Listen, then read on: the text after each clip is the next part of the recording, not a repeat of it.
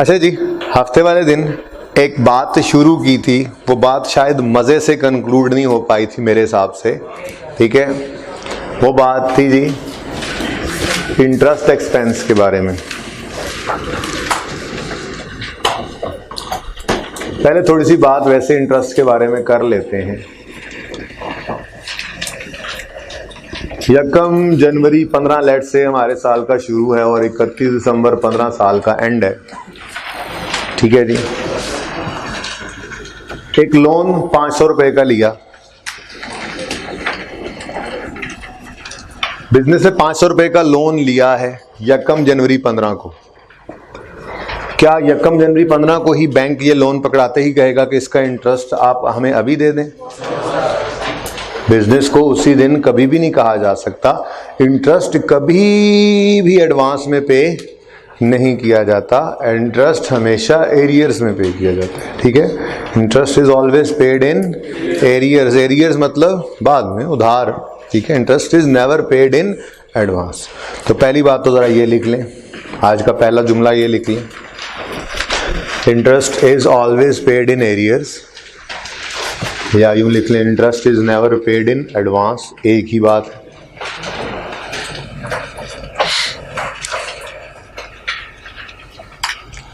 Interest is always paid in advance या interest is never paid, interest is never paid in advance या interest is always paid in arrears. अच्छा, एक तो ये बात हो गई। इसका मतलब जैसे जैसे वक्त गुजरेगा वैसे वैसे इंटरेस्ट बनता जाएगा बिजनेस ने जो बैंक को देना होगा। अब हो सकता है अरेंजमेंट बैंक के साथ क्या हो कि जी आपने हर महीने के एंड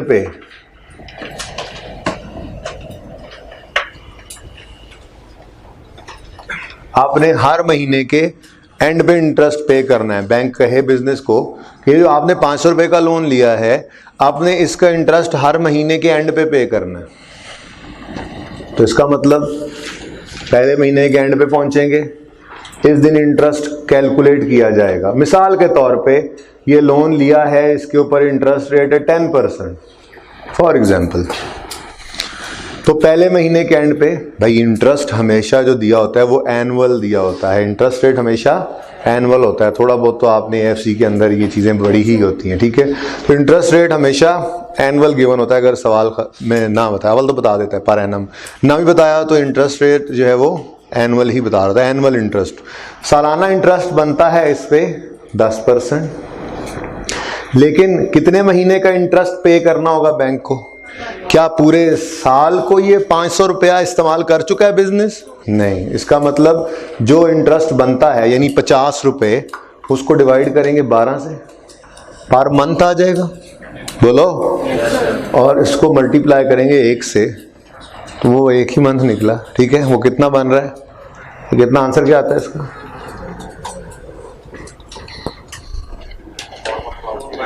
हाँ, 4.16, यानी 50 को 12 से डिवाइड किया तो 4.16 आया। चलें, इसको लिख यूं दिया करते हैं आसानी के लिए, इंटू 1/12। अब ये 4.1 का एक्सपेंस है, बोलो, ये 4.1 का क्या है? इंटरेस्ट एक्सपेंस है।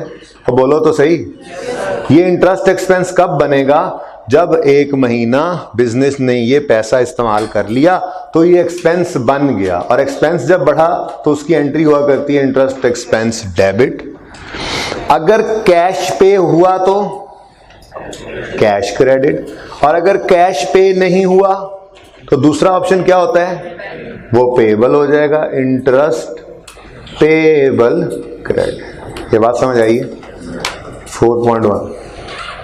कितने बच्चों को ये बात समझ आ गई? किसको नहीं समझ आई ये बात? नहीं समझ आई तो स्पेसिफिक करें जरा बात को, क्या समझनी? सबको समझ आई ये बात? यानी इंटरेस्ट जो चार्ज होता है वो लोन की प्रिंसिपल अमाउंट पे चार्ज होता है जो आउटस्टैंडिंग रहे ड्यूरिंग अ स्पेसिफिक पीरियड। अच्छा जी, महाना नहीं है। वो कहते हैं जी, बैंक वालों ने कहा जी आप ऐसा करें, आप ना 3 महीने गुजरने के बाद 3 महीने का इंटरेस्ट हमें एक साथ पे कर दिया कीजिएगा, तो देखते हैं क्या चेंज आ जाती है।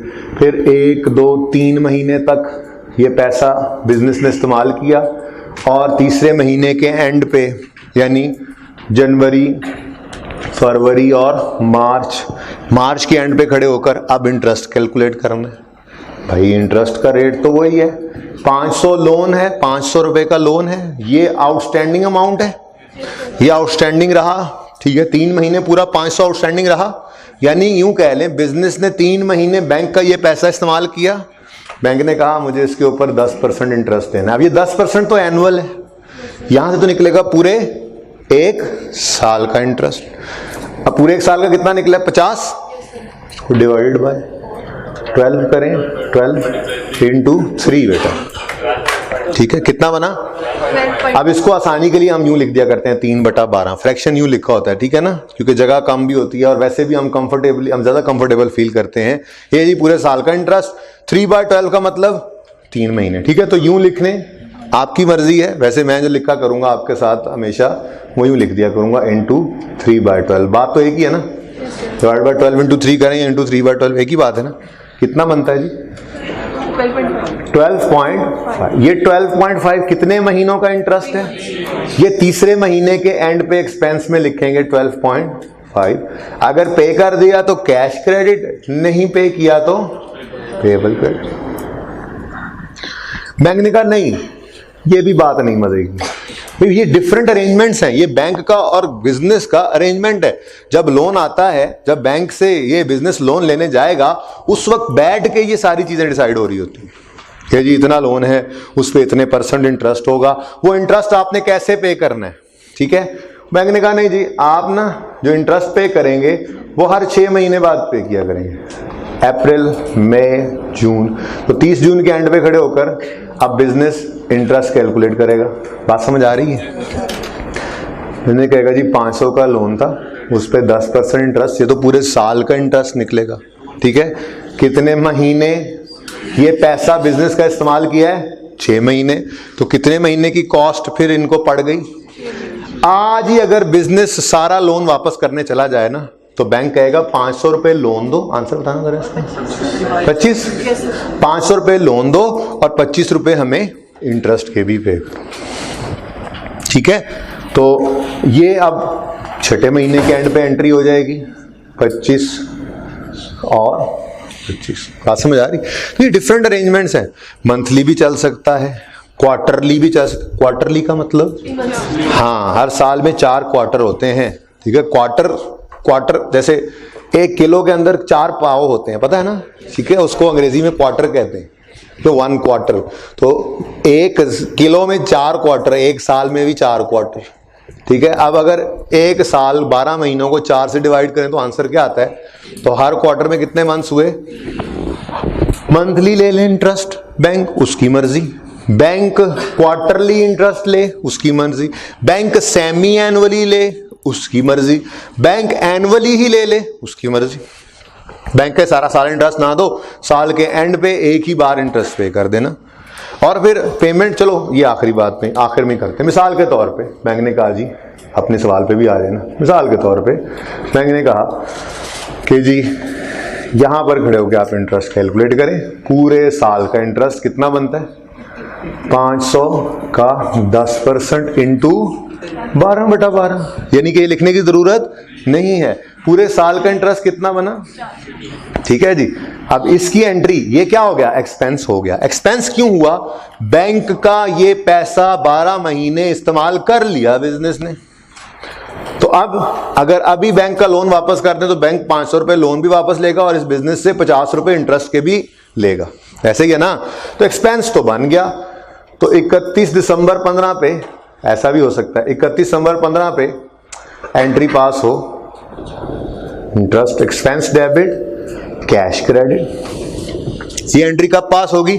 जब, ये भी अरेंजमेंट होता है बैंक की तरफ से कि आप पूरे साल का इंटरेस्ट, ये महीने भी हो सकता था, पूरे महीने का इंटरेस्ट 1 जनवरी से 31 जनवरी वाले महीने का इंटरेस्ट 31 जनवरी की शाम को दो या 1 फरवरी की सुबह।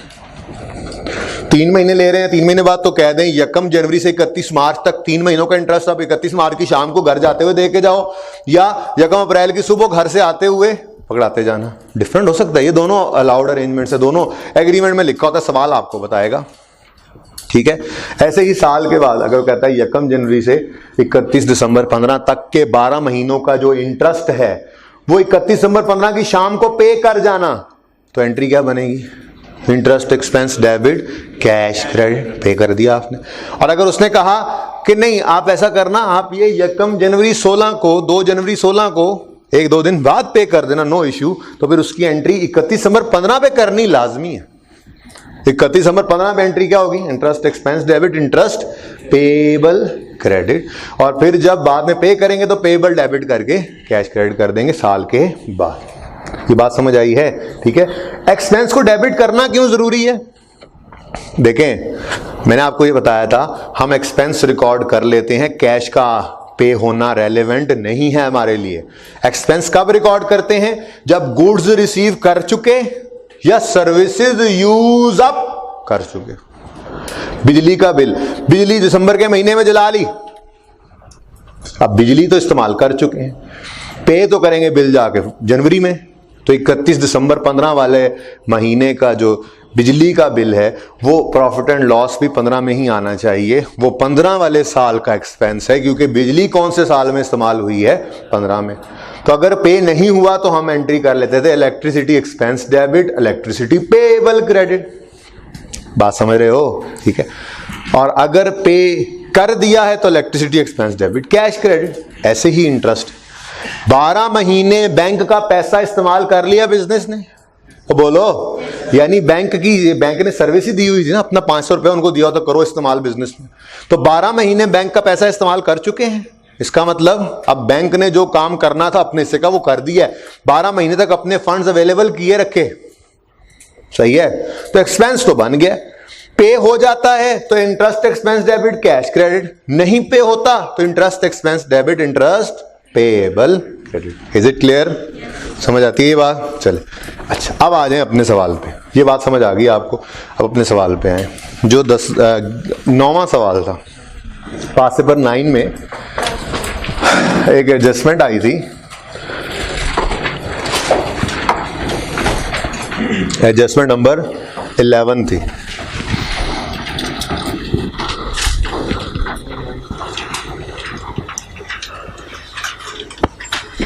अच्छा भाई, साल जरूरी नहीं है कि साल 1 जनवरी को शुरू होकर 31 दिसंबर को खत्म हो।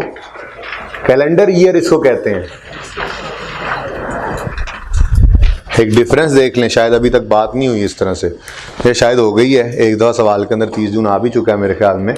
अली बाबू जो आपको असेसमेंट में क्वेश्चन दिया था उसका ईयर एंड क्या था वैसे? 31 दिसंबर था या 30 जून? बाहर चले देख लें इधर। 1 जनवरी, कोई साल भी बीच में ले लेते हैं, 1 जनवरी 2000 लेट से 15, 31 दिसंबर 15, ये सी चल रहा है। सही करके चला लो इसको, तेज कर लो इसको।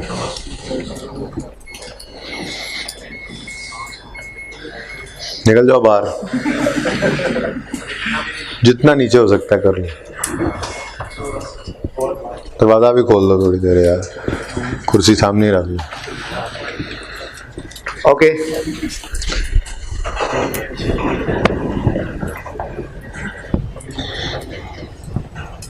अच्छा जी,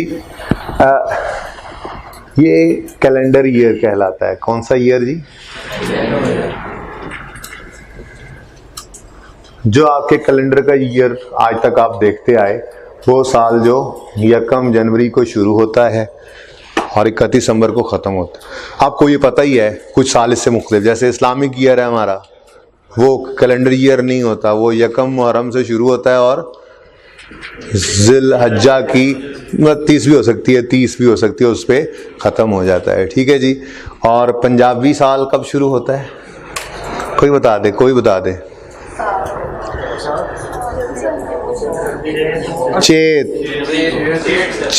चेत जेठ नहीं भाई,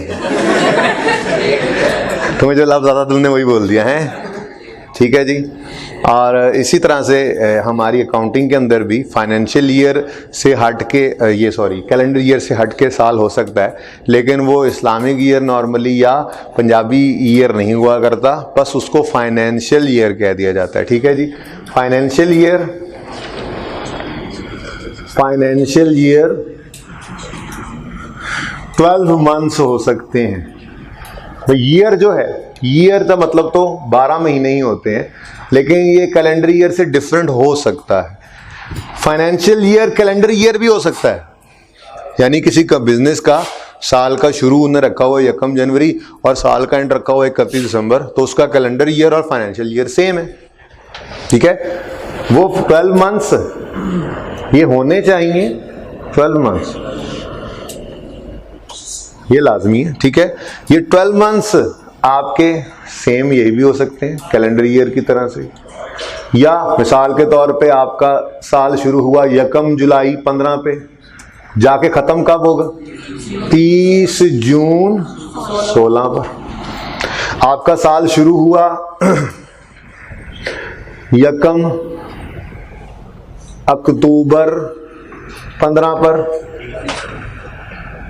आपका साल खत्म हो जाएगा 30 सितंबर, ठीक है 16, सॉरी, आपका साल शुरू हुआ 1 अप्रैल 15 पर और आपका साल खत्म हो गया 31 मार्च 16। तो ये मशहूर यही 300-400 जो है वो साल हो सकते हैं, फाइनेंशियल ईयर डिफरेंट हो सकते हैं। ठीक है, तो कैलेंडर ईयर वो जो कैलेंडर पे 12 महीने होते हैं, ईयर 12 महीने ही रहे, फाइनेंशियल ईयर बदल सकता है। 1 जुलाई से 30 जून भी 12 महीने ही है, 1 अक्टूबर से 30 सितंबर भी 12 महीने ही है, 1 अप्रैल से 31 मार्च भी 12 महीने ही है। तो किसी भी बिजनेस का साल कैलेंडर ईयर से हट के स्टार्ट और हट के स्टॉप हो सकता है। 12 महीने हैं तो वो ईयर तो है ही, हम उसे कहते क्या है? Financial year. क्या कहते हैं जी? अच्छा, परेशान होते हैं डेट्स लिखते हुए, गलती करते हैं तेजी में, तो एक शॉर्टकट इसका भी ज़हन में रख लेते हैं। ये क्या लिखा हुआ है जी? ये क्या लिखा हुआ है? 30 जून। 30 जून में एक ऐड करें, एक दिन 31 जून नहीं होता बेटा, 30 जून में एक दिन ऐड करें, ऐड 1 डे। मैंने ईयर नहीं बोला अभी, सिर्फ महीने के अंदर ऐड 1 डे 1 जुलाई और लेस कर दें 1 ईयर। क्या बना? 1 जुलाई 15। देखो ना, यहां पे मैंने क्या किया? ऐड किया 1 डे, ठीक है, और लेस कर दिया मैंने 1 ईयर। ये फॉर्मूला लगा लेंगे, गलती नहीं होगी। वैसे तो 2-4 दिन में, 2-4 हफ्ते में इंशाल्लाह ये मसला हल हो ही जाएगा। बहरहाल किसी बच्चे को अगर होता भी है मसला, तो मसला ही है ना जी। ठीक है, आसान कहाँ, छुपा लें इसको, आजमा के देख लें जी। ऐड करें एक दिन, तो 30 जून के बाद क्या आएगा? 1 जुलाई। और क्या लिखा हुआ है? साल 16, माइनस कर दें 1 साल, दिन नहीं माइनस करना, फिर साल माइनस करना। ठीक है, तो ये क्या बन गया? 1 जुलाई 15, यही था। 30 सितंबर 16 है, एक दिन ऐड करें 1 अक्टूबर, 1 साल माइनस करें 1 अक्टूबर 15, गिन लें 12 महीने। इधर आए 31 मार्च में एक दिन ऐड करें 1 अप्रैल, 1 साल माइनस करें तो 1 अप्रैल 15 से 31 मार्च 16। हंसने वाले हंसते रह जाओगे, ये मसला हो जाता है, क्योंकि आपको आदत होती है 1 जनवरी से 31 दिसंबर तक, फिर कुछ आदत जो पड़ जाती है, वो आदत पड़ जाती है तो चलो 1 जुलाई से 30 जून वाले साल की, पर साल तो सवाल में कभी किसी दवा कभी कहीं पे शुरू कर देता है आपको परेशान करने के लिए। तो फिर वहाँ पे टाइम नहीं लगाना, तेज़ी से भी हो और सही भी हो, तेज़ी से भी हो और सही भी हो जाए। नॉर्मली बच्चे ना जब ये हिलता है ना, तो ये 30 सितंबर की आगे यहाँ पे 1 सितंबर लिख देंगे, 13 महीने का 1 साल। ये गलती अक्सर करेंगे। 31 मार्च लिखा तो 1 मार्च लिख देंगे, ठीक है जी। 30 जून लिखा हो तो वो यहाँ पे या 1 जून लिख जाएंगे। तो ये गलती कर जाते हैं जनवरी से दिसंबर अगर साल हिल जाए तो, ठीक है ना। तो आपके लिए एहतियात क्या है? Add 1 day less 1 year. दिन में दिन ऐड करना, ईयर से ईयर माइनस कर देना। ओके, सही है, गलती नहीं होगी इंशाल्लाह। चलें, कहाँ से कहाँ बात निकल गई। हाँ, ये असल में ना वो साल हमारा जो है ना वो डिफरेंट था, ठीक है। वो कहता है on July 7, 2006 bank sent a debit advice of 16,718 being interest on overdraft for 6 months to June 2000। इधर देखें, इस दफा सवाल में हमारे जून वाला साल था, ठीक है जी। यकम जुलाई, कब खत्म हो रहा है? 30 जून 2006 पे, 30 जून 2006 ही है ना ईयर एंड। तो फिर ये खत्म कब हुआ होगा, ये स्टार्ट कब हुआ होगा? 30 में एक ऐड करें, दिन में एक ऐड करें, यकम जुलाई, और 6 में से एक माइनस करें 5, तो यकम जुलाई 2005 से 30 जून 2006 ये हमारा साल रहा होगा, ठीक है जी। ये सारा डाटा इररेलेवेंट हो गया, ठीक है जी।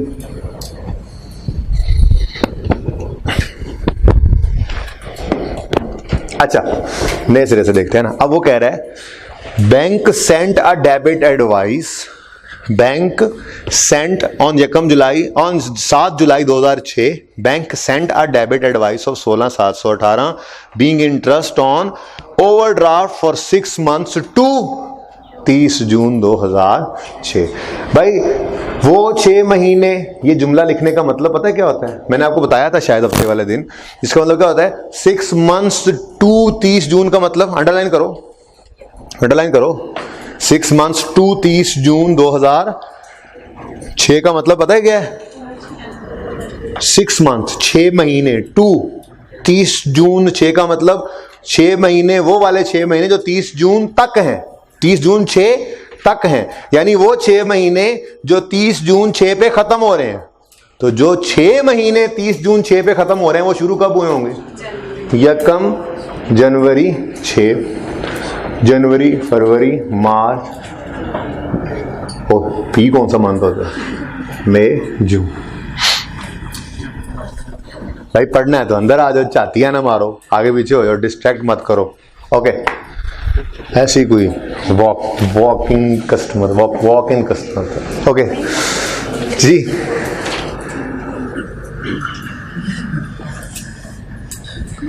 जी बात समझ आई? ये जुमला बहुत अहम है एक्रूअल प्रीपेमेंट्स में, फाइनल अकाउंट्स में बहुत काम आएगा, बल्कि सारी जिंदगी काम आता रहेगा। तो इसलिए इसके नीचे ये उर्दू में लिख लें। बात लिखने से परेशान ना हुआ करें, बहुत बड़े ना बना करें, छोटे छोटे बन के चलते रहें, इंशाल्लाह पास भी होते रहेंगे। बड़े बनेंगे तो आईकेप छोटा कर देगा, वापस उसी पेपर में बिठा देगा, ठीक है। तो लिखें इसके नीचे, ये जुमला लिखा हुआ है ना, 6 months टू 30 जून 6, इसका मतलब लिखें वो 6 महीने जो 30 जून 6 तक हैं, या यूं लिख लें वो 6 महीने जो 30 जून 6 पे खत्म हो जाएंगे। लिखदा क्यों नहीं मुंडिया? इधर अपने पास लिखो। ये किसकी बुक है बेटा? अगली बार लिख लोगे फिर सारा कुछ, अगली बार सब लिखोगे। फिर बात मैं बोलना बाद में करूंगा, तुम पहले लिख लिया करोगे, लेकिन अगली बार मैं चाहता हूं इसी बार लिख लो। वो 6 महीने जो 30 जून 2006 तक, क्लियर? अब आप कहोगे पिछले 6 महीनों का क्या हुआ? भाई वो भी ऐसे ही हुआ होगा कि जनवरी, जुलाई, अगस्त, सितंबर, अक्टूबर, नवंबर, दिसंबर, ये 6 महीनों का इंटरेस्ट बैंक ने काट लिया होगा जनवरी में। अब ये तो हमारा साल ही था, जो होना था वो तो हो चुका था। अभी वो क्या कह रहा है? इन 6 महीनों का इंटरेस्ट बनता कितना था? ओवरड्राफ्ट, हमें नहीं पता ओवरड्राफ्ट कितना होता है। मैंने आपको समझाया था कि पेमेंट करते रहते हैं, बैंक से फैसिलिटी मिली होती है।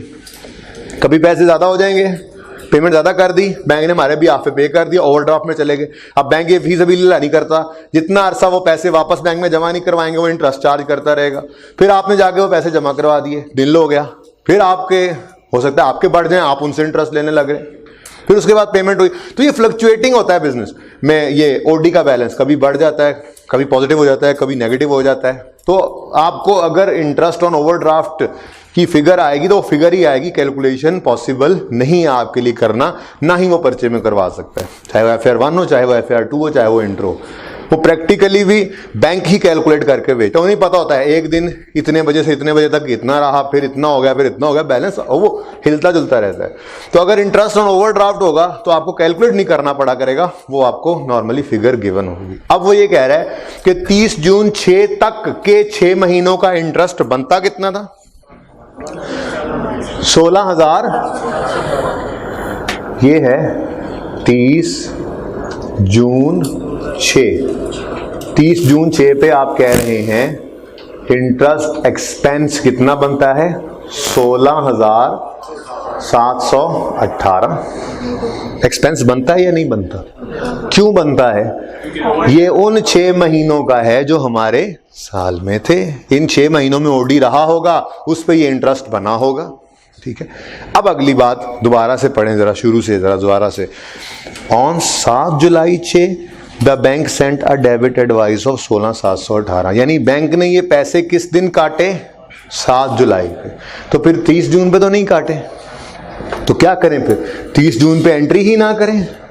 एंट्री तो बनती है, क्योंकि 6 महीनों का इंटरेस्ट इन्हीं 6 महीनों का है। प्रॉफिट एंड लॉस में ये एक्सपेंस नजर आना चाहिए जो फॉर द ईयर बनेगा 30 जून 6, लेकिन पेमेंट नहीं हुई तो एंट्री हो जाएगी इंटरेस्ट। ये इंटरेस्ट है, अच्छा, interest expense debit, interest payable credit. ये बात समझ आई? मैं ये चाह रहा हूं कि ये इधर इधर आए जी। इंटरेस्ट एक्सपेंस डेबिट, एंड वालों ना समझ आए तो पूछ लेना। इंटरेस्ट एक्सपेंस डेबिट 16,718 और इंटरेस्ट पेएबल क्रेडिट 16,718। क्यों जी? पेड क्यों नहीं, कैश क्यों नहीं क्रेडिट किया? ठीक है, अब ये एंट्री किस दिन की है हमने? 30 जून 2006, अपने साल के एंड पे ये एंट्री हमें करनी चाहिए। ठीक है, और फिर जब साल खत्म हो गया, अगला साल तो हम देख ही रहे, अगला साल बाहर जब आएगा उसमें 7 जुलाई भी आएगा। ठीक है, अगला साल जब आएगा तो उसमें 7 जुलाई भी आएगा, यही है ना डेट, 7 जुलाई। जब 7 जुलाई आया तो बैंक ने पैसे काट लिए, तो बैंक से पैसे निकल गए, क्या एंट्री करोगे? बैंक क्रेडिट, बोलो कितना? जितने पैसे बनते थे। अब क्या करो? फिर इंटरेस्ट एक्सपेंस रिकॉर्ड करोगे। भाई इंटरेस्ट एक्सपेंस तो अपने पीरियड में रिकॉर्ड हो चुका है, उस दिन पे नहीं हुआ था तो हमने पेएबल रिकॉर्ड किया था। एक्रूअल बेसिस तो यही कहता था, एक्सपेंस के लिए पे होना जरूरी नहीं है। आपने इतने अरसे ये फैसिलिटी यूज की, उस पर ये इंटरेस्ट बन गया था, इस पीरियड का इंटरेस्ट, ये एक्सपेंस इसी साल का है, इसमें रिकॉर्ड करो। कैश पे कर दिया तो कैश क्रेडिट करते, नहीं किया तो पेएबल क्रेडिट। ठीक है, अब जिस दिन पे हुआ है तो ये लायबिलिटी खत्म होगी आपकी, आपका ये इंटरेस्ट पेएबल डेबिट हो जाएगा। इंटरेस्ट पेएबल खत्म होने के लिए, लायबिलिटी खत्म करने के लिए क्या करते हैं? डेबिट 16,718 से interest payable debit bank credit. ठीक है, ये तो है ओरिजिनल कहानी। ओके, ये होना चाहिए था, ये होना चाहिए था। रिकॉर्ड करें, जल्दी से नोट करना है तो करें, बाद में देखते हैं उसने क्या गलती की। जल्दी करें, जल्दी जल्दी जल्दी।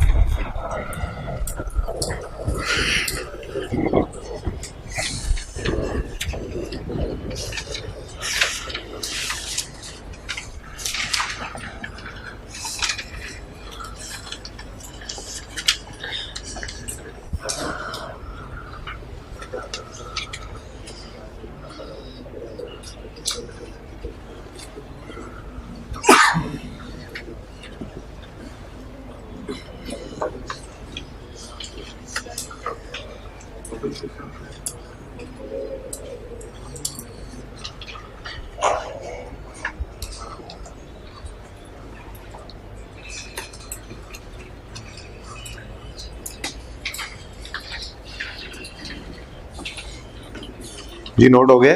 Yes sir. चलें अब अपने सवाल पे दोबारा आते हैं जी। वो कहता है on 7 July 6 the bank sent a debit advice of 16,718 being interest on overdraft for 6 months to June 30, 2006। ये बात समझ आती है?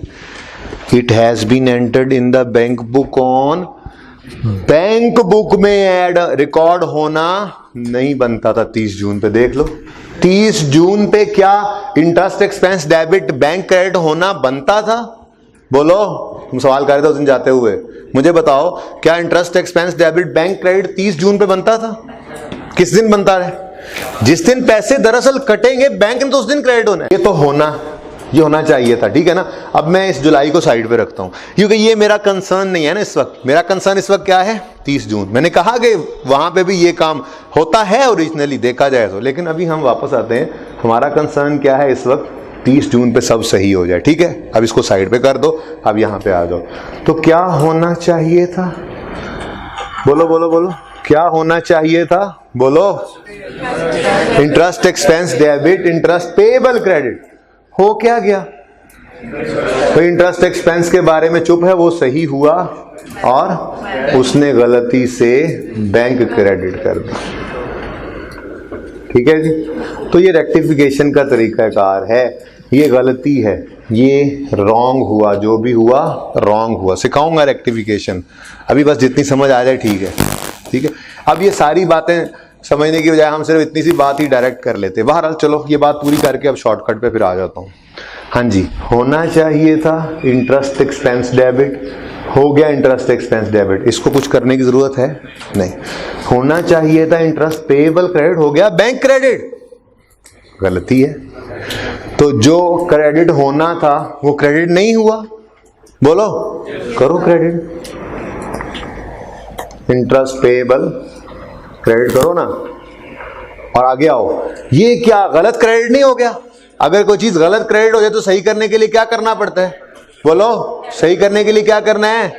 गलत क्रेडिट को सही करना है। एक चीज गलत क्रेडिट हो गई, इसको सही करना है तो क्या करोगे? बैंक डेबिट 16,718 से और इंटरेस्ट पेएबल क्रेडिट। लेकिन ये बात अब आप फिक्स एसेट के टॉपिक से पहले दोबारा नहीं सोचेंगे इस तरह से, ठीक है। फिक्स एसेट के टॉपिक में मैं आपको रेक्टिफिकेशन की बेस आपकी बनाऊंगा, मैं आपको सिखाऊंगा ओरिजिनल एंट्री, इसको कहते हैं ओरिजिनल एंट्री, होना चाहिए था, ये रॉन्ग एंट्री, ये हो चुका है, रेक्टिफिकेशन की एंट्री है, ये रेक्टिफाइंग एंट्री, गलती सही करने की एंट्री है, ठीक है। तो ये सारी बातें हम इंशाल्लाह पढ़ेंगे। तो याद है ना इतना तो कि कह रहा हूं, जो पहले कहता आया हूं, पढ़ते आए हैं ना। टॉपिक जो है मैं तो जान भी नहीं छुड़ा सकता, बुक के अंदर एक पूरा टॉपिक है रेक्टिफिकेशन ऑफ एरर्स का, तो वो पढ़ाना ही है मैंने, ठीक है। अब ये बात इसलिए आपको बताई कि रिलैक्स हो जाए कि ये मैकेनिज्म चल रहा है सारा, ठीक है। अब ये सारी बात आपने नहीं सोचनी, ये समझाने के लिए थी। अब सिर्फ इतनी सी बात बताओ, 30 जून 6 पर क्या बैंक क्रेडिट होना चाहिए था? अब मैं बता रहा हूं बीआरएस के लिए कितना जरूरत है, ठीक है। ये एंट्री जब मांगेगा वो एंड पे देख लेंगे, ये सब कुछ आता होगा, मैं एंड तक जाता, ये बहुत आसान काम है, लेकिन ये अभी नहीं करना चाह रहा। उसकी वजह रेक्टिफिकेशन स्टार्ट में क्यों नहीं करवा रहा, कुछ टॉपिक्स और पढ़ेंगे, फिर उनकी रेक्टिफिकेशंस भी हम देखा करेंगे, ठीक है। तो 2-3-4 टॉपिक फिक्स एसेट की रेक्टिफिकेशन उसी में जाकर देख लेंगे इंशाल्लाह, ठीक है। तो इसके बाद शायद इन्वेंट्रीज करें बीआरएस के बाद, फिर फिक्स एसेट ही करने हैं हमने, तो वहां पे जाकर रेक्टिफिकेशन देखेंगे इंशाल्लाह, ओके। अच्छा, अब छोड़ें, ये सारी बात मत सोचें, ये सारी बात समझाना था, मकसद आपको कॉन्सेप्ट क्लियर करना था, सारा कॉन्सेप्ट समझ में आता है, ठीक है। ये होना चाहिए था और असल में पेमेंट किस दिन हो रही है उस दिन रिकॉर्ड होनी चाहिए थी, लेकिन ये हो गया और ये सही करना है। अब ऐसे नहीं, अब जुगाड़ क्या? मुझे ये बताएं, 30 जून 6 पे क्या बैंक 16,000 समथिंग से क्रेडिट होना चाहिए था? गलत क्रेडिट हुआ, तो बैंक को सही करने के लिए क्या करोगे? डेबिट करोगे। कितने से? ठीक है जी। और इसके आगे जो मर्जी लिख दो, मैं कहता हूं यहां पे आप लिख दो ना एडजस्टमेंट नंबर 11, तो भी आपके नंबर नहीं कटेंगे। बात समझे हो भाई?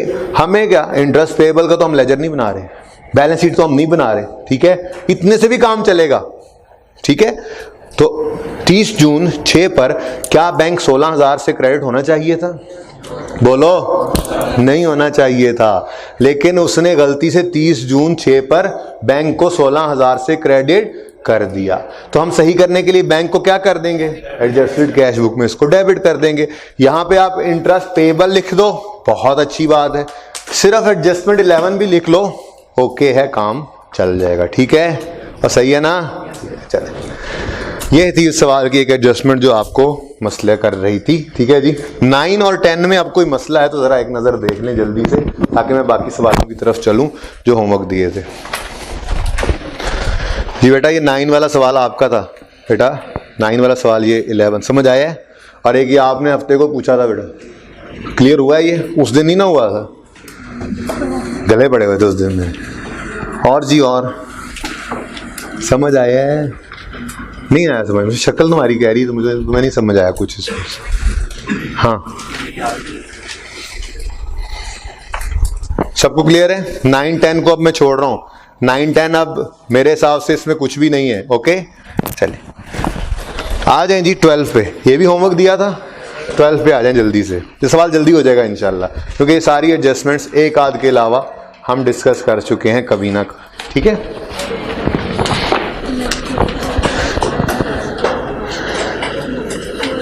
शुरू करें जी। कितने में? हाँ wrongly credit by bank BRS में आता है। ये रॉन्गली क्रेडिट बाय अस है। कैश बुक की गलती ये वो वाली गलती है, अंडर ओवर स्टेटमेंट में ही आ जाता है। ये रॉन्गली क्रेडिटेड कहो या इसको कह लो कि डेबिट साइड अंडर स्टेटेड या क्रेडिट साइड ओवर स्टेटेड, वही बात बन रही है। बात समझ रहे हो? जी और कोई सवाल? चलूं आगे। Past paper 12 While reconciling the bank statement with the, कितने बच्चों ने अटेम्प्ट किया घर पे ये सवाल? बहुत से भी ज्यादा काम है। कौन कौन से क्वेश्चंस दिए थे होमवर्क में? आज हो जाए फैसला। फैसला कौन गढ़ी है?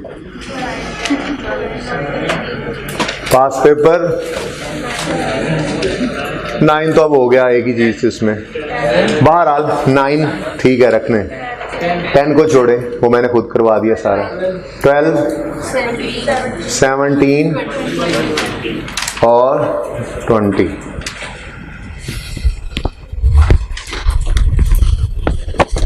सेवनटीन की शक्ल देखने दें मुझे, ये है, और 20। गुड।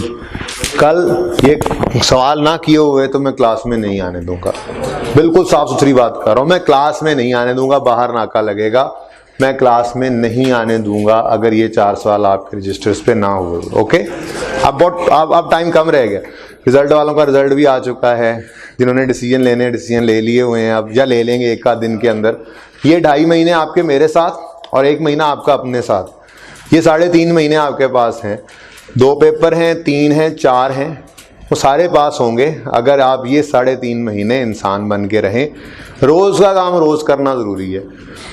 जितने पेपर हैं उतने और 4 पेपर रखे हुए हैं तो घर पे हर पेपर को कम से कम 1 घंटा, 1 से सवा 1 घंटा बनता है हर पेपर का। 3 रखे हुए हैं तो उसी तरह से 3 से 3.5 घंटे। 2 हैं तो 2 से 2.5 घंटे। बात समझ आ रही है? ये आपने देखना कितने पेपर्स रखे हुए हैं। रोज का काम रोज करेंगे, वीकेंड पे उसको इकट्ठा करेंगे। हर संडे को उसमें टेस्ट की तैयारी भी हो जाएगी और फिर मंडे को वो टेस्ट भी देंगे। ये पूरा काम करेंगे तो ही टाइम मैनेजमेंट भी आपको समझ आएगी, पेपर में कैसे होती है, पास कैसे करना है मुश्किल सूरत में, और साथ साथ तैयारी भी होगी। अगर ये नहीं करेंगे तो फिर अभी से आप फ्यूचर, मैं आगे कॉन्सेप्ट पढ़ाऊंगा, फ्यूचर के लॉसेस को प्रूडेंस कॉन्सेप्ट कहते हैं। आज ही रिकॉर्ड करो।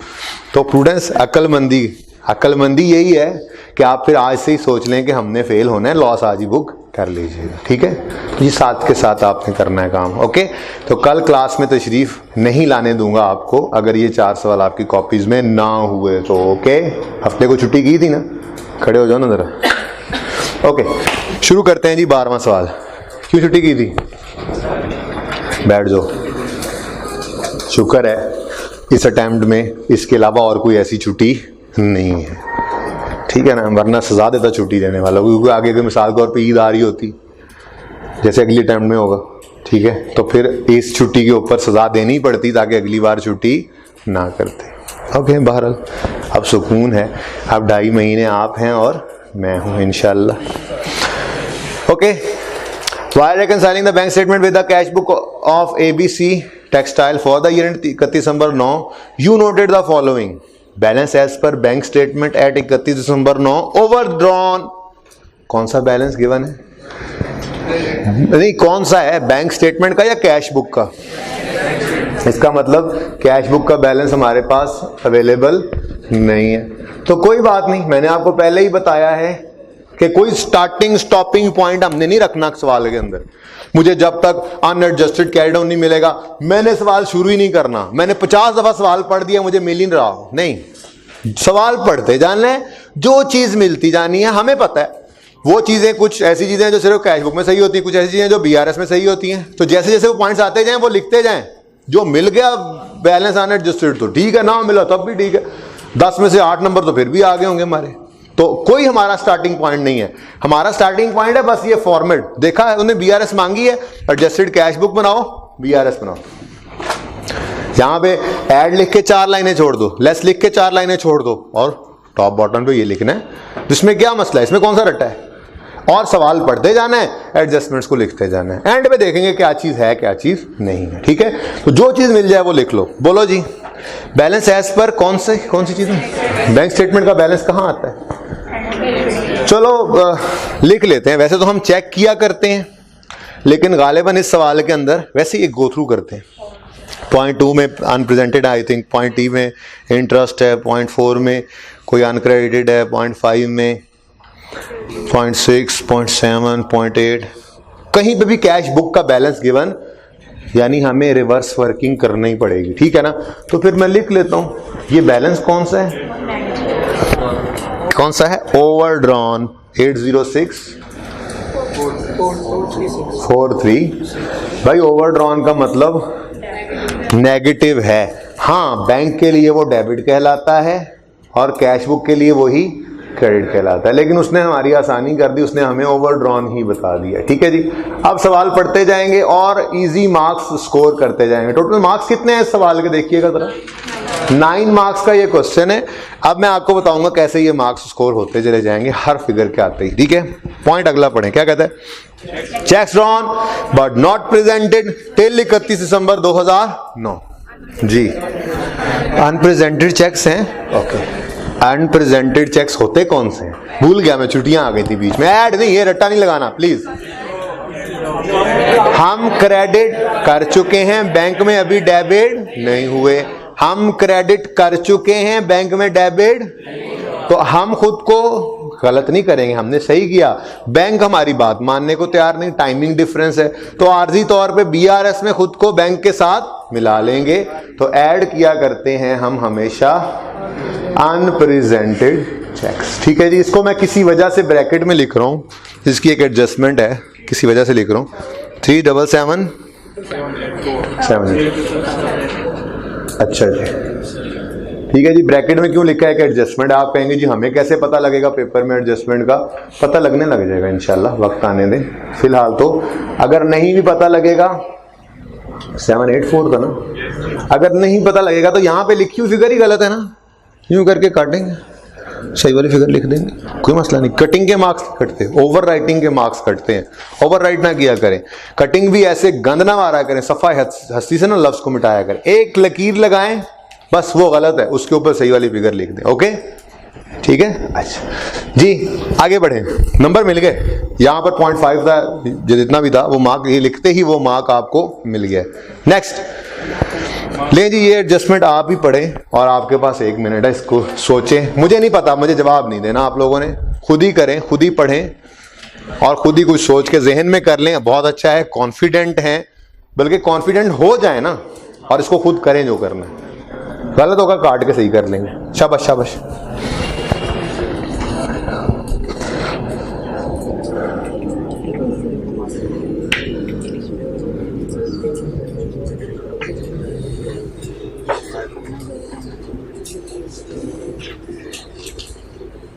सोचा कुछ, चार बच्चों ने कुछ सोचा अभी तक, बाकी हाँ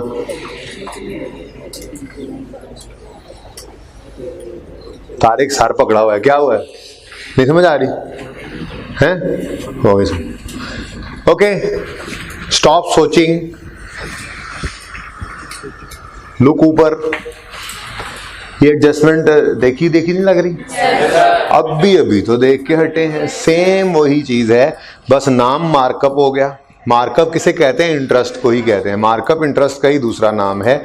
तो मार्कअप ऑन ओवरड्राफ्ट चार्ज्ड, काटा बैंक ने, charged bye the bank on 2 January 10 was recorded in the cash book on 31 December 9। ये तो नहीं पता लगा कुछ। हाँ, वो कहता है फॉर द ईयर एंड हमारा कब है? 31 दिसंबर 2009। और रिक्वायरमेंट में वो क्या कह रहा है? Prepare BRS for 31 December 9। इसका मतलब हमारा साल कब एंड हो रहा है? अब ठीक है, मार्कअप चार्ज किया बैंक ने तो 31 दिसंबर 2009 तक का ही होगा, मैं कब कह रहा हूं उसके बाद का, लेकिन बैंक ने कब चार्ज किया है? अब हमारी एंट्री बनती थी मार्कअप या interest expense debit interest payable credit 31 December 9 तक तो यही एंट्री बन सकती है, और 31 दिसंबर 9 से आगे अभी हमने जाना नहीं है। बैंक ने पैसे काटे हैं 2 जुलाई को, तो वही सिचुएशन है। उसने क्या कर दिया? वो कहता है was recorded in the cash book on 31 December 9, यानी होना चाहिए था interest expense debit interest payable credit, कर गया interest expense debit bank credit. लेकिन ये सोचना नहीं है ऐसे, बस अब इतना ज़हन में आ गया, अब फौरी तौर पे काम चलाना है। यहाँ पे हम ये रेक्टिफिकेशन का टॉपिक पढ़ेंगे इंशाल्लाह, बहुत सारी एडजस्टमेंट में ऐसे ओरिजिनल रॉन्ग रेक्टिफाइंग किया करेंगे, तो बस थोड़ी सी ऐसे बेस बनाई ताकि उस दिन भी जरा थोड़ी सी आसानी हो जाएगी। पहली बार बिल्कुल बात नहीं समझ में आएगी आपके, तो जरा अभी से सोचते सोचते समझ आने लग जाएगी। ठीक है, तो होना चाहिए था interest expense debit interest payable credit, हो गया interest expense debit bank credit. तो सही करने के लिए क्या करोगे? छोड़ो, सब कुछ छोड़ो, रेलेवेंट क्या है? सिर्फ हमारा इस वक्त बैंक को क्रेडिट होना चाहिए था, नहीं, बैंक को क्रेडिट कर दिया है, तो सही करने के लिए क्या कर दोगे? डेबिट। कितने से क्रेडिट किया है? 1,18,000 क्रेडिट कर दिया, गलत किया है। ऊपर एक एक लाइन छोड़ दिया करो, पता नहीं कहां पे आए ओपनिंग, ठीक है, बस एक एक लाइन ऊपर छोड़ दिया करो। 11868, आप यहां पे एडजस्टमेंट का नंबर लिख दो, इक्वली गुड। बुक में आपको नजर आएगा इंटरेस्ट पेएबल लिखा हुआ, ठीक है, तो उससे परेशान नहीं होना।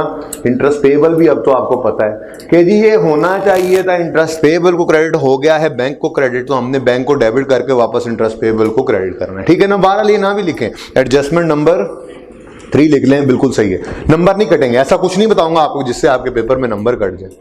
एडजस्टमेंट 3 लिखने पे कोई नंबर नहीं कटेगा, नंबर पूरे मिलेंगे। ओके, सही है,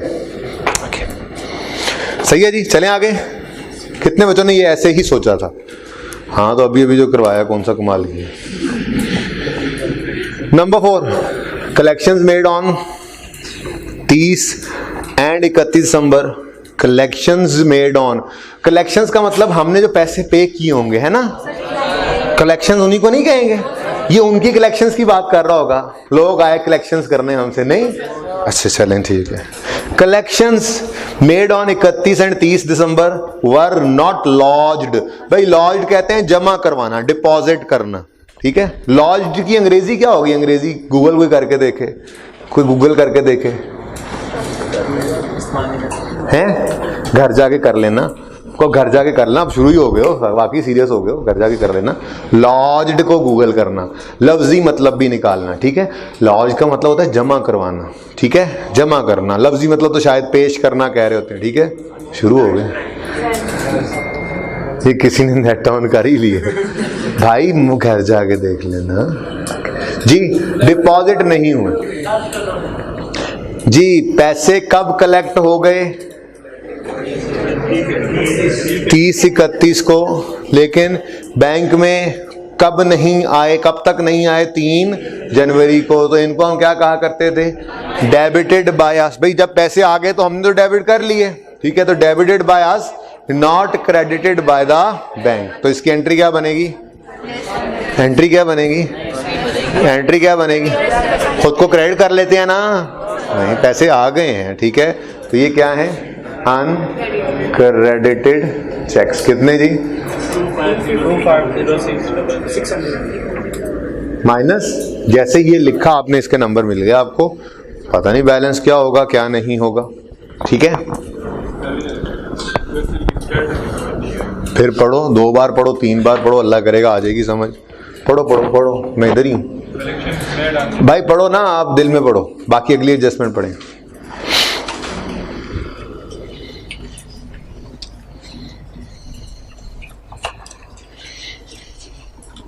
इसका रीजन वैलिड है, जिसको समझ नहीं आ रही आप पढ़ो, अगली एडजस्टमेंट पढ़ो, आप पढ़ो यार, फिर पढ़ो। मुझे कोई ना कोई लॉजिक देनी है, क्योंकि सबको मोड़ना पड़ेगा जहाँ पे वो गए बैठे हैं वहाँ से। जो तुम सोच रहे हो मैं भी वही सोच रहा हूँ, पर बाकियों को अगली एडिशन पढ़ेंगे अगली पढ़ेंगे तो शायद आपको कुछ शक भी पड़ेगा।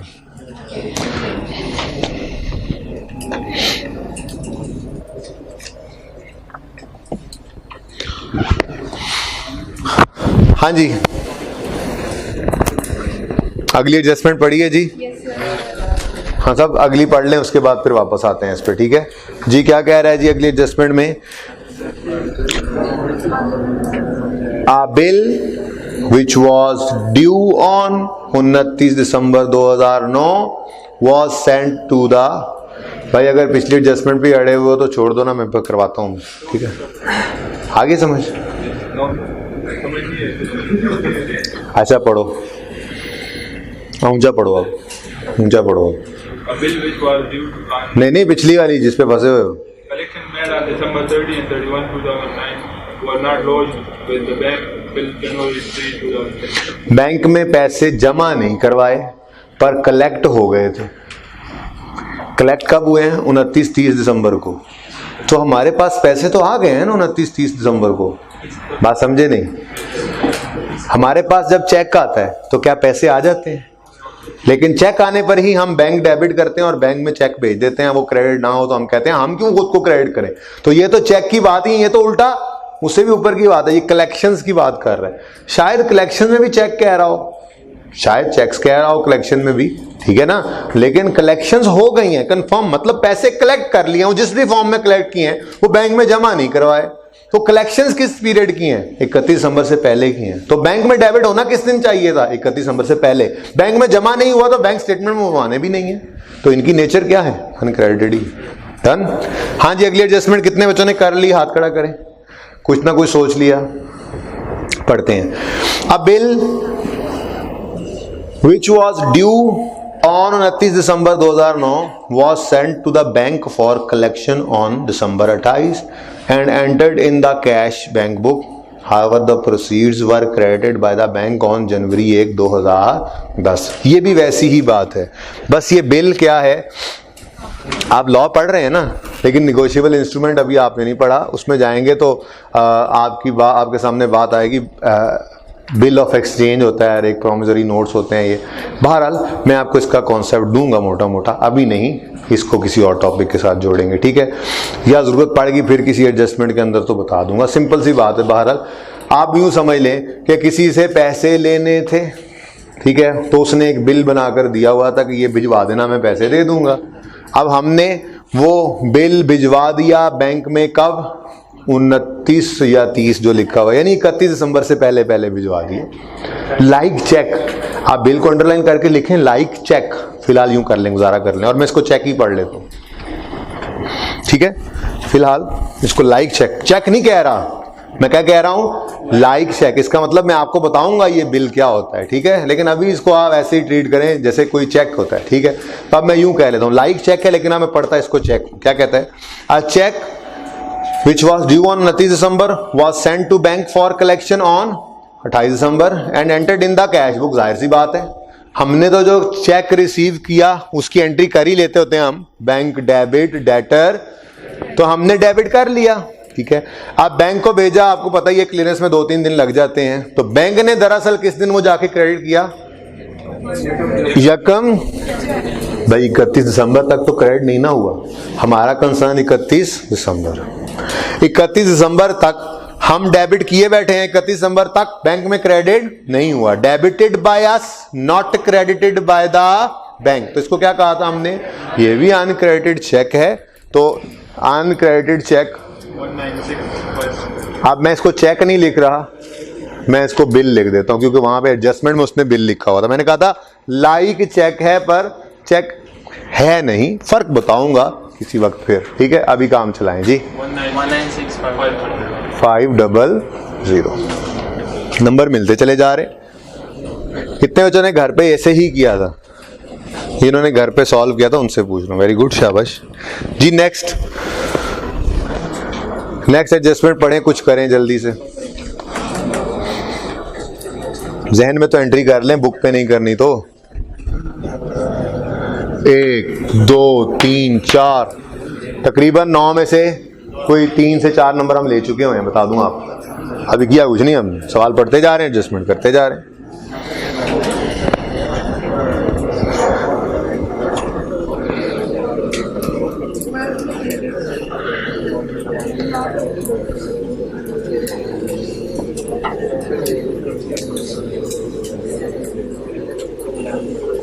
हाँ जी, समझ आई? कितने बच्चों ने इसकी एंट्री कैश बुक में की है क्रेडिट साइड पे? हाथ खड़ा करें। सभी सही हैं। सुने जी, subscription for a magazine was paid by the bank. Subscription for a magazine was paid by the bank as per our debit, as per auto debit instruction. Debit का वही स्टैंडिंग ऑर्डर जो दिया होता था, वो ऑटो डेबिट इंस्ट्रक्शन का मतलब भी यही है ना कि जी आपने हमारे अकाउंट से पैसे निकाल के फलां बंदे को दे देने हैं फलां तारीख को। क्या मतलब? हमारे अकाउंट को आपने डेबिट कर देना है। भैया बैंक ने तो डेबिट ही करना होता है ना, पैसे निकालने हो तो, पेमेंट करनी हो। ऑटो डेबिट का मतलब आपने जी हमारे अकाउंट को ऑटोमेटिकली फलां दिन को डेबिट कर देना है, ये सब्सक्रिप्शन पे करनी होती है हमने। बात समझ आ रही है? ठीक है। तो वो कह रहा है subscription of a magazine was paid on यकम दिसंबर। हमारे साल में ही पेमेंट कर दी है बैंक ने, और हमारी ही इंस्ट्रक्शंस थी, स्टैंडिंग ऑर्डर पेमेंट इसी के ऊपर ही होती है। ठीक है। This transaction has not been recorded in the cash book so far. तो ऐसे ही होता था, स्टैंडिंग ऑर्डर वाली पेमेंट हम भूल जाते थे, बैंक नहीं भूलता। तो बैंक ने पेमेंट कर दी, हमने नहीं की हुई, तो हम उसको रिकॉर्ड कर लेंगे। सब्सक्रिप्शन डेबिट और बैंक क्रेडिट, आप यूं कह लें इसको, ये स्टैंडिंग ऑर्डर। ठीक है, कितना? 31। बस ओके, नंबर मिलते जा रहे हैं। ये मुश्किल एडजस्टमेंट थी, बताएं। तकरीबन हर सवाल में ही आई होगी, तकरीबन हर सवाल में ही है। रिकरिंग नेचर की चीजें हैं, नॉन रिकरिंग इक्का दुक्का कभी कभी जैसी आती हैं, वो हर सवाल में नहीं होती। तो पासिंग मार्क्स आपके सवाल के अंदर मौजूद ही होंगे, मुश्किल चाहे आसान, जैसी भी एडजस्टमेंट। ठीक है, पासिंग मार्क्स होंगे। दोबारा बंद कर दो, स्पीकर बंद हो गया है, मेरा स्पीकर थक गया है, अजीबो गरीब आवाजें निकल रही हैं। रिजल्ट आया ना नया नया, आप परेशान, आप तो नहीं चाहते ऐसी आवाजें आपकी निकलें। हाँ, पढ़ा करें रोज। Next, time bar cheque and pay करते हैं, आसान पहले कर लें। नंबर 9, नंबर 8 से पहले number 9। A cheque received on 31 December was erroneously recorded on the credit side of the cash. हाँ जी, चेक रिसीव्ड है, पहले ये बताओ चेक रिसीव्ड की एंट्री होती क्या है? हाँ, ये चेक डेटर से चेक आना है ना, तो check received bank debit debtor. चले थोड़ी देर के लिए 30 सेकंड के लिए सोचें करना क्या है, बताना नहीं है मुझे। सोचे खुद सोचेंगे, पर्चे में तो खुद करना है, बताना नहीं मुझे।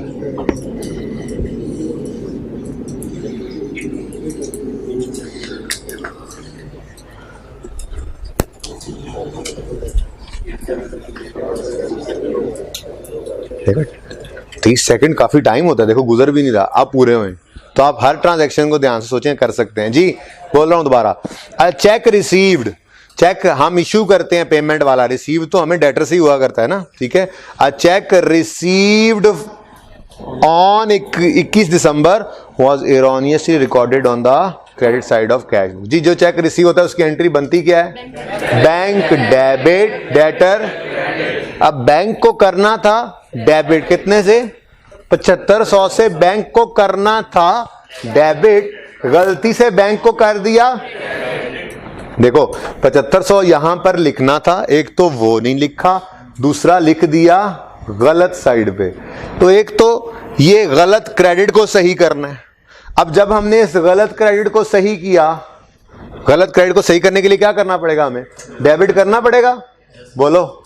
तो ये तो गलती को कैंसिल कर गया, लेकिन दरअसल वो चेक रिसीव्ड था, तो उसने बैंक में डेबिट भी तो होना था। तो एक डेबिट ने तो इस क्रेडिट को, गलत क्रेडिट को कैंसिल किया, अब एक और डेबिट करके जो सही होना था वो भी हमें करना पड़ेगा। तो इसका मतलब 7500 इंटू 2 करना पड़ेगा। कितना बन गया? 15,000, 100 तो नहीं बनता, ठीक है जी। हम यूं लिख लेते हैं, चेक रॉन्गली क्रेडिटेड, ठीक है जी। वही जो एडजस्टमेंट अंग्रेजी में लिखी होती है वही यहाँ। देखें बेटा, हमने जो बैंक में हमारा जो चेक हमें रिसीव होता है, हमने उसको बैंक में क्या करना होता है, डेबिट, लेकिन उसने गलती से क्या कर दिया, क्रेडिट। अब एक तो मसला ये है कि हमारा बैंक 7500 से गलत क्रेडिट हुआ पड़ा है। इस गलत क्रेडिट को सही करने के लिए क्या करना पड़ेगा, डेबिट करना पड़ेगा। अब मैंने जब इस 7500 को यहाँ लिखा तो ये क्रेडिट तो गलत खत्म हो गया। अब ये तो उस क्रेडिट के कैंसिल करने के लिए डेबिट किया। अब ये पुरानी गलती तो सही हो गई, लेकिन दरअसल ये चेक रिसीव भी तो हुआ था, तो उस चेक के लिए बैंक ने डेबिट भी तो होना था। वो असल डेबिट तो अभी भी रहता है, ये डेबिट ने तो गलत क्रेडिट को कैंसिल किया है, ठीक है। तो एक 7500 से हमने डेबिट किया गलत क्रेडिट को खत्म करने के लिए, दूसरा 7500 जो असल में डेबिट होना था वो किया जी। और चलें आगे, okay next. A check issued to a supplier was time barred on 2 जनवरी 10। बहुत जबरदस्त सवाल था ये जी। हाँ जी, 2 जनवरी 10 को एक चेक टाइम बार हो रहा है, क्या करें, कैंसिल करना है। कैंसिल करना है, करना तो है, लेकिन 2 जनवरी को करना है, ठीक है। हमारा साल 31 दिसंबर 9 के ख़त्म हो रहा है, 2 जनवरी 10 पे वो कैंसिल करना होगा हमने। जो डेटर वाला है तो रिवर्स करेंगे, क्रेडिटर वाला है तो भी रिवर्स करेंगे, वो उस वक्त सोचेंगे। तो इस वक्त हमने क्या करना था, इस एडजस्टमेंट को इग्नोर करना था। क्या करना था जी, इग्नोर करना था। तो सारी एडजस्टमेंट्स को कुछ ना कुछ करने की ज़रूरत, गलती होगी मुझसे, टाइम कम था, ये तो मुझे आपसे पूछना चाहिए था। बहरहाल चलें, a cheque for 12125 drawn by the company to pay for a new item. अच्छा कहाँ गया वो भी, वो पुरानी एडजस्टमेंट नीचे, नहीं, मैं एडजस्टमेंट 10 पढ़ रहा था। A cheque issued to a supplier was time barred as on, ठीक है ना। तो अच्छा एक चीज जहन में रखें, अभी आने वाले दिनों में डिसऑनर्ड चेक भी, एक कल में शायद सवाल आ जाए, ठीक है। डिसऑनर्ड चेक भी इसी तरह से साल के ख़त्म होने के फ़ौरन बाद आ रहा होगा, तो उसके साथ कुछ और ट्रीटमेंट है, तो वहाँ पे फिर आपको ये याद करवाऊंगा। टाइम बार चेक बहरहाल जब तक टाइम बार नहीं हो जाता, हम कैसे उसको रिवर्स कर दें। वो बंदा जो यकम को आके ले जाए पैसे, ठीक है, तो फिर हमने तो कैंसिल करके गलत नहीं कर दिया, हम 30 को उसे कैंसिल किए बैठे हैं, वो यकम को आके पैसे ले जाए, वो 2 को आके पैसे ले जाए, 2 तक तो उसकी जिंदगी है ना। तो जब तक एक्चुअल में टाइम बार हो नहीं जाता, हमने उसको रिवर्स नहीं करना। तो उसको लिख लें इसके साथ, ये जिस दिन टाइम बार होगा उस दिन रिवर्स करेंगे, इसलिए इग्नोर दिस एडजस्टमेंट, ठीक है। अब वो दिन हमारे साल में आ नहीं ना रहा, 31 दिसंबर पे वो दिन बन नहीं रहा, ठीक है। ओके नेक्स्ट, ये समझ आया सबको। नेक्स्ट है a cheque for 125,000, adjustment 11। A cheque for 125,000 drawn by the company to pay for a new item of plant had been mistakenly entered in the cash book as 12,500। सोचें 30 seconds.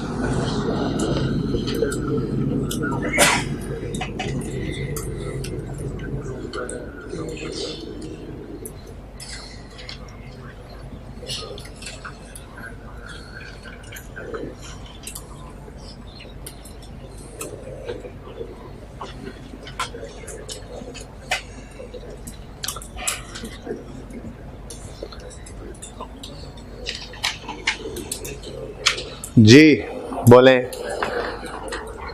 एक check draw किया किस लिए, payment of plant. तो plant खरीदा है, अगर bank से पेमेंट कर रहे हैं तो उसकी एंट्री क्या बनती है फिर, प्लांट डेबिट बैंक क्रेडिट। कितने का चेक था, 1,25,000 का, तो एंट्री होनी चाहिए थी प्लांट डेबिट बैंक क्रेडिट 1,25,000 से। लेकिन गलती से कैश बुक में हमने वो कितने से रिकॉर्ड कर दिया, 12,000, एक सिफर ही कम हो गया ना तेजी में। तो क्रेडिट करना था 1,25,000 से, क्रेडिट किया सिर्फ 12,500 से। क्रेडिट करना था 1,25,000 से, क्रेडिट किया सिर्फ 12 से। 125 से क्रेडिट करना था, लाख को हटा दिया करो, इजी रह जाता है। 125 से क्रेडिट करना था, 12 से क्रेडिट किया, तो कम क्रेडिट किया। क्रेडिट साइड अंडरस्टेटेड, तो सही करने के लिए क्या करोगे, क्रेडिट साइड को ओवरस्टेट नहीं करोगे, क्रेडिट साइड को पूरा कर लोगे। तो credit side was actually understated जी। 1,25,000 लिखना चाहिए था क्रेडिट पे, लिखा 12,500 से, तो हमारे पास 1,12,500 की गलती थी, वो सही कर दी, तो नंबर मिल रहे हैं।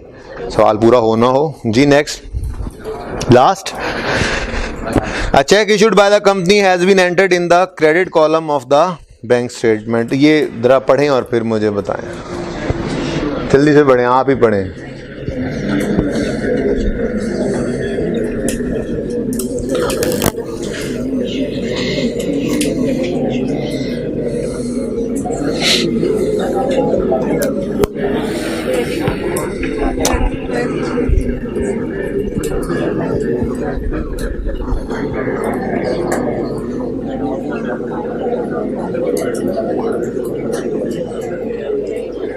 अच्छा जी बच्चों, ये बता दो बैंक की गलती है या हमारी? चलो ये तो डिसाइड हुआ। हमने एक चेक इशू किया है या रिसीव किया है? चले ये भी ठीक हो गया। अगर हमने चेक इशू किया है तो हमने बैंक को क्या किया होगा, कैश बुक को क्या किया होगा, क्रेडिट, और बैंक को क्या करना चाहिए था, डेबिट। लेकिन बैंक ने गलती से, इधर देखो, हमने क्या कर दिया था, क्रेडिट, तो बैंक को भी करना चाहिए था डेबिट, ठीक है। लेकिन बैंक गलती से किस कॉलम में लिख गया?